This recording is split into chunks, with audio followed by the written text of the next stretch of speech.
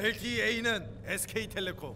The big match, the ace, the rematch here between Solar, who is up in the top left of the screen, representing Samsung Galaxy Khan, the Zerg player. Really young player, very talented, doing a great build in game one, up against this guy, the winner of the global finals for WCS. It's SOS, and not somebody to be trifled with. I love the idea, the speeding all in game number one, just going for that, getting away with that. And I was hoping that we were going to see SOS change things up on this two-player map, go for the Forge first, but instead, with this pylon placement, it looks like he is most likely going to go for a gateway expand here. And, you know, it's so interesting, too, that we get this rematch because when you pick the ace, for those of you who don't know, nobody knows who the ace is going to be. The other team doesn't know until the players walk on the stage. We don't know. The commentators don't know. And so it's not like they agreed to rematch. It just so happens to be that both teams called upon these players, the starting player for both teams, to rematch. And it's a coincidence, but it's a beautiful coincidence. It is definitely very beautiful. We're going to see in this ace match the rematch between these two players. Solar going for that pool first, not throwing down that hatch just yet. SOS throwing down the gateway, no Forge just yet, just patrolling on where that hatch would be. Yep, on patrol to block the hatchery, delay it as long as possible if he can. Since it is pool first, he's not going to be able to stick around for very long. But it's pool first for a good reason. With the potential of cannoning on a two-player map like this, I think the pool first is the better choice. Against most Protosses these days in Heart of the Storm, especially in Korea, are gateway expanding. But somebody like SOS, you never know, and it's the ace match, the final match. Better safe than sorry. And this is so annoying, of course. SOS keeps blocking it, but his probe gets really low. He has to back off, getting that hatchery eventually down. Yeah. And one thing to note is we only have one gas up right now for SOS, so he gets a lot of extra minerals from this. This will delay any sort of gas-oriented play that he wants to come out. For example, if he gets his mothership core out with this to take a Nexus, it's going to really lower his sentry count. His sentries are going to be delayed. If he gets a sentry out, his mothership core is going to be delayed. So one of these two units that he chooses is going to be significantly delayed in building up its energy, but he will have a faster Nexus as a result. And with the amount of harassment he's able to get done with this probe, I like his position here. He even chrono boosts out a Stalker, so it looks like he wants to go ahead and poke with that Stalker and maybe get one of the Queens down, or at least force a few more Zerlings out instead of drones, waste that larva. Yeah, he's chrono boosting out that Stalker. It just tells you that he's trying to go at least a tiny bit of poking here. Maybe see what he can get, maybe get that fast Stalker out to take out that Overlord. Yeah, I mean, he can actually just get this Overlord, which eliminates scouting, and losing an Overlord this early is a big problem for a Zerg player. This affects your production so significantly, and even if you get the next Overlord out in time, as we do see right now that Solar is building, it's 100 minerals that messes up his build. You're not supposed to lose an Overlord this early in this matchup, so he loses it. Ling's going to go down too as well. Oh, he actually gets it alive. And second Stalker out there. Yeah, and now with two Stalkers, he can pressure a little bit here. And throwing down that Stargate very boldly right in the front, not hiding it at all. With the Stalkers he has here, he can deter any Zergling scouts on the ground, but the second Overlord looks like it is going to come over here, peek around, and see that Stargate. So some good information for him right away, so he knows what he's up against. He wants to be able to get those Spore Crawlers up to defend his drones, and this King's at his third base. Yep, throwing down a gateway as well. Nexus about halfway complete. Solar now with 3 bases up. Yeah, 3 bases up and secured. Here comes that Stalker pressure. Because he did decide to kill the Overlord, he's not able to get a ton done with this.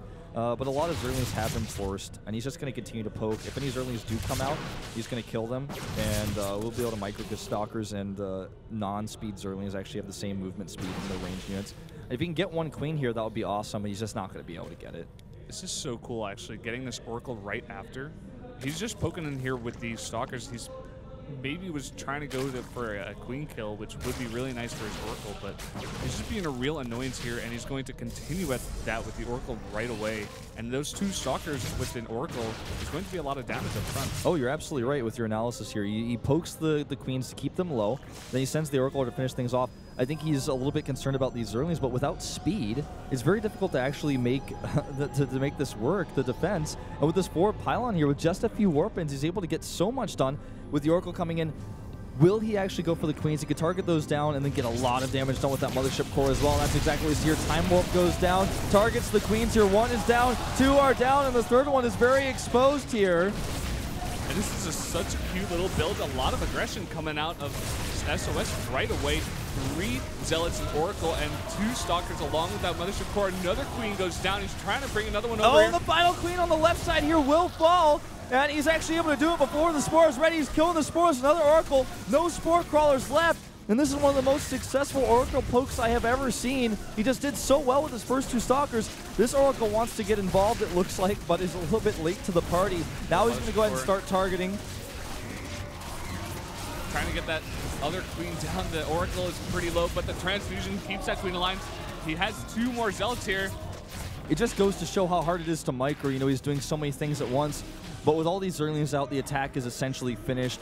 Only a Spore Crawler here in the main base. He doesn't even have a Queen there. He pulled all the rest of his Queens down. And Zerglings trading against this going to do okay. Once the Zealots warp in, though, it's not going to be the best trade for him, and he's wasting so much Larva here. Good micro by SOS, getting those Zealots into a choke point, minimalizing the surface area.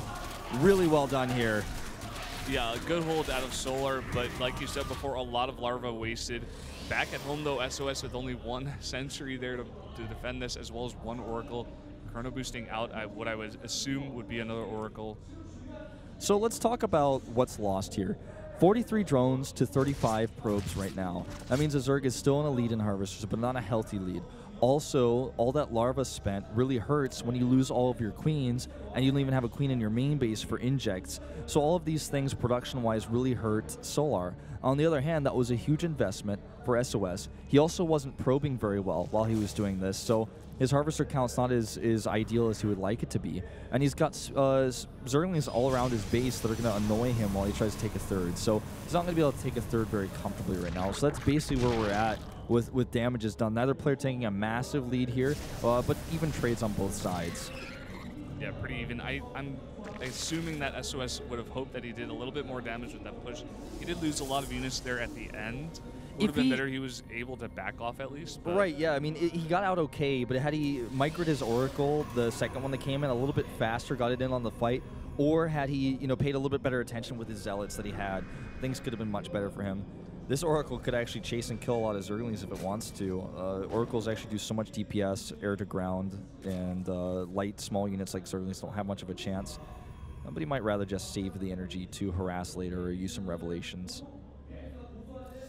Yeah, and continuing with this Stargate play, throwing up another Stargate as well as a Twilight Council and a Forge to start getting those upgrades.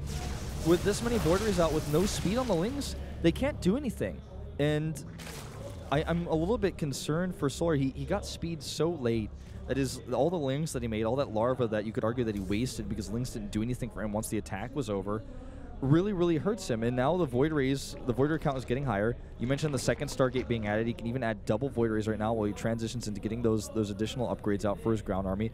This is looking really, really good for SOS right now because his third base is secure, it's solid. Well, we'll see if that remains true, though. The Zerglings actually do come in. There's no ground army nearby. He's not canceling the Nexus. He wants to use the overcharge.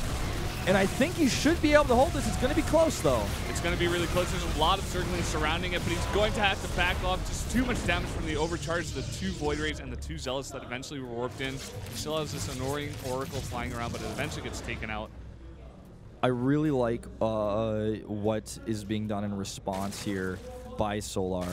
He realizes, okay, I got to pull my Zerglings away. This is not happening like I wanted it to. I'm going to keep making Speedlings, use my Larva on that. I need more Larva, though, so I'm making a macro hatch, and I'm also going to go ahead and take my 4th base. So basically making 2 hatcheries at once, getting his tech out, getting that infestation pit up, and knowing, okay, I'm not in a good place right now because you have a lot of Void Rays. Your 3rd base is uncontested, but I may be able to get some infestors out here and just take the double base going up forward so he can get more Larva. And it's actually looking like SOS thinks that he's going to be up against a Mutalisk swap. He's making so many Phoenixes right now. Yeah, making a bunch of Phoenixes. He did stop, though. He did only make those 2. And so many Lings on the map right now. 5 gateways as well. And he is going to surround this tiny little ground army of SOS. And this is actually a lot of Lings here. Really good force fields on the other hand. That Donut actually saves that 1 Zealot Sentry buddy. Oh, there was even a 2nd Zealot in there. Where did he come from? But with all these Void Rays, it's just so difficult to actually make anything happen. If the force fields go down like that and the Zerglings stick around, he can't actually stay for long or he's going to lose too many. The Infestors I was talking about are coming out much more than I expected, even 9, and they're going to line up with Pathogen Glands, so he has so many Fungals available. And that just went up to 11 as you were saying that, getting that Hive as well. That is so many Infestors right now, as well as a bunch of Lings. This is how to play against this style, where you make a bunch of Lings and you keep attacking, keep harassing, keep the Protoss off your back, and you say, okay, yeah, you have a fast third, but I've got a fourth up too, and I'm getting the Infestors, and the Infestors might pop out in time to actually come and catch this army. Yes, he is getting some Queens. Nice transfuses, buying some time. Here come the Infestors! The first Bungle! Will it hit home? It does! He needs to chain these together. So many Zerglings on the ground helping out. He recalls. And that was a beautiful recall. Had he missed that, he would have lost so much. Even some of the units dying after the recall. Oh boy, that recall saved his butt right there. And now Solar on the counterattack, coming in with a bunch of Lings here, trying to take out all the ground army continuously. Like you're saying, just continuing with the attacks right now. And just look at that supply very high up is Solar right now. He's just basically saying, I have so much larva. I got that macro hatch. I've got the 4th base up. He's got a 5th base down now as well. He's saying, all right, I'm going to make so many Speedlings that your ground army is never going to exist. Yes, you will have Void Rays, but you can't attack into my Fungals with that if you don't have a ground army support. You don't have Colossi. You don't have High Templar. So he just keeps trading. There's no 4th base in SOS's future. No time soon. While a Hive is long done, he still has all of his Infestors alive, and also the Ultralisk coming out soon. This is a great position for Solar here. And he Fungals some Phoenixes as well. A big shout from the crowd for those Fungals.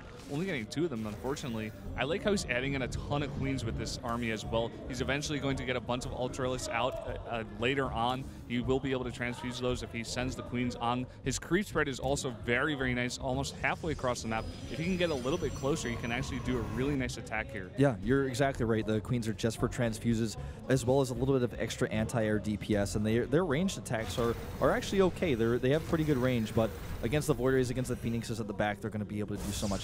Storm is not what he wants here. He's just now finding out.